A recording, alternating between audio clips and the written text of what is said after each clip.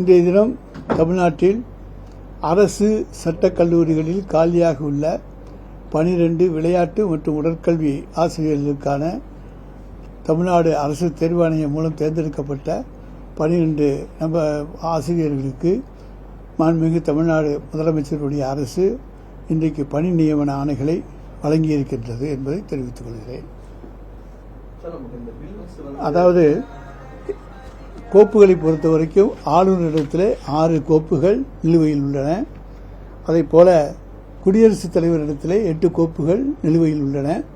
10 கோப்புகளை பற்றி விசாரணை உச்சநீதிமன்றத்தில் நடந்து ஆளுநர் நிறுத்தி வைத்த அந்த கோப்புகளை பற்றி உச்சநீதிமன்றம் விசாரித்து நடவடிக்கை நடந்து கொண்டிருக்கிறது.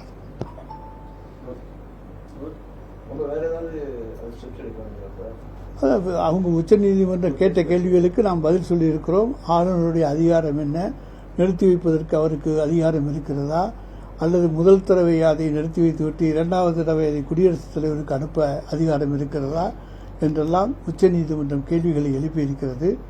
அதை ஆளுநர் எந்த நிலையிலும் நிறுத்தி வைக்கக்கூடாது. ஒன்றும் முதல் தடவையிலேயே அவர் அனுப்பியிருக்க வேண்டும். 2வது தடவை சட்டமன்றத்திலே அந்த பில்கள் நிறைவேற்றப்பட்டு அனுப்பப்பட்டு விட்டால் அதற்கு ஆளுநர் ஒப்புதல் தான் தந்தாக வேண்டும். எனவே இந்த கருத்துக்கள் எல்லாம் உச்சநீதிமன்றத்திலே தெரிவிக்கப்பட்டிருக்கின்றது. அதன் அடிப்படையிலே நல்ல தீர்ப்பு வரும் என்று நாங்கள் எதிர்பார்க்கின்றோம். வேறு எதுவும் இருக்கா?